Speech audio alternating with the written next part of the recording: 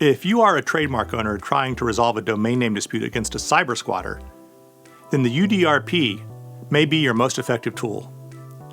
As I've said in other videos, the UDRP is popular in part because it is much quicker and less expensive than going to court through traditional trademark litigation. But just how much does the UDRP process actually cost? Hi, I'm Doug Isenberg, an attorney and founder of GigaLaw, a law firm that helps clients protect their brands on the internet.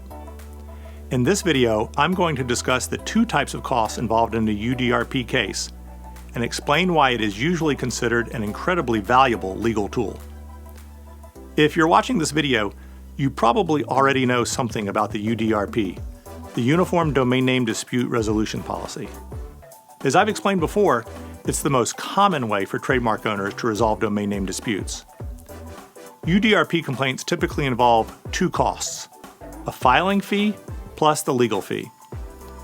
The first of these two fees, the filing fee, is paid to the UDRP service provider when the complaint is filed.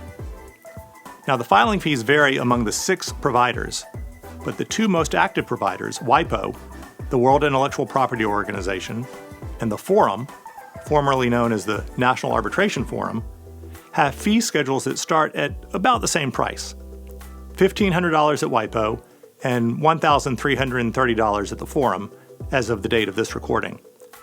I should add that WIPO's fees have not changed since the first UDRP case was filed more than 20 years ago. Less expensive fees are available at some of the other UDRP service providers, but the differences are not significant, nor are fees the only consideration I discuss with my clients when deciding where to file a UDRP complaint. However, it's important to keep in mind that these filing fees can vary based on a couple of factors. The first variable in calculating the filing fee is how many domain names are involved in the complaint. Although most UDRP complaints only include one domain name, it's possible to include multiple domain names if they're all held by the same entity.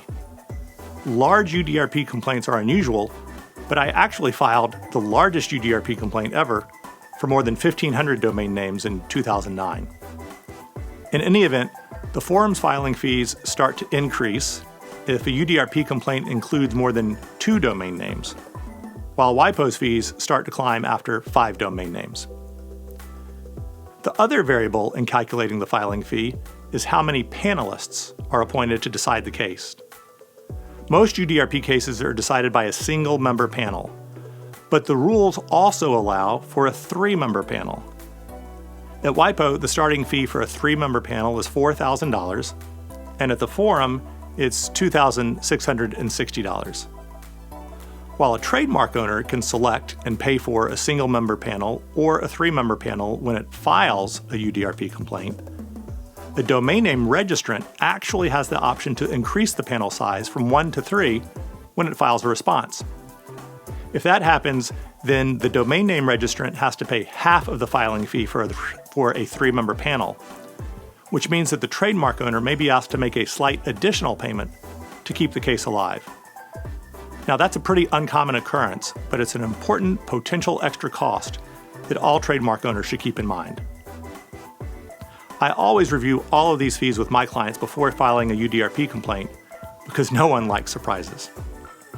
And that's it as far as filing fees are concerned.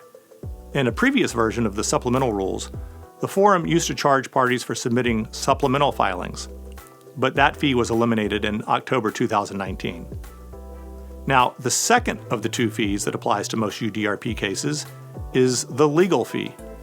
In other words, if a trademark owner hires an attorney to file the complaint and handle the UDRP proceeding, the attorney will bill for their legal services. Of course, that's how we make our living. Now, some attorneys charge for UDRP proceedings like they charge for other matters, that is, on an hourly fee basis, for the time they actually spend on the case. Usually that means the total legal fee is unknown until after the work has been done, and there's not necessarily a cap on the total amount of the legal fee. On the other hand, in my 2 decades of representing trademark owners in domain name disputes, I found that everyone prefers a flat fee model. So I almost always charge a flat fee, agreed upon in advance, for evaluating a domain name dispute plus researching, drafting, and filing a UDRP complaint.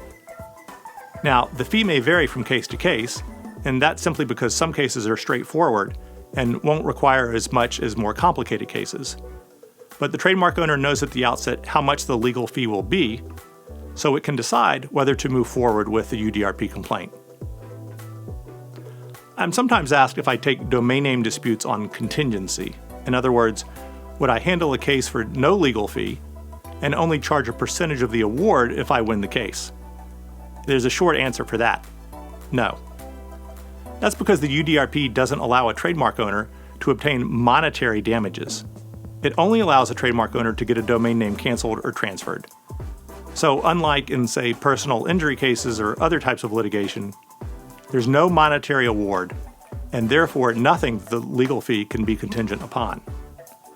The best news is that because the UDRP proceeding is very quick, typically about 2 months from start to finish, as I've explained in detail in another video, there's no opportunity for the cost to become unpredictable or skyrocket, which is what often happens in traditional litigation.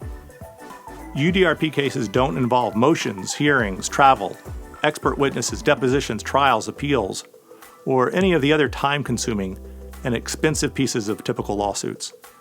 As a result, UDRP legal fees can be kept under control and are usually very reasonable.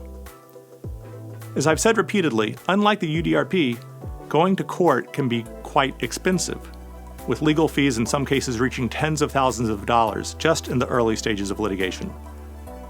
Now, fortunately, my legal fees for UDRP cases are only a fraction of that cost, and it's always an important consideration I discuss with clients as part of the overall process of deciding whether and how to deal with cyber squatters. To learn more about domain name disputes, I invite you to take a look at other resources on my website at www.giga.law, where you can also subscribe to receive a daily email newsletter about important developments in internet law. Thank you.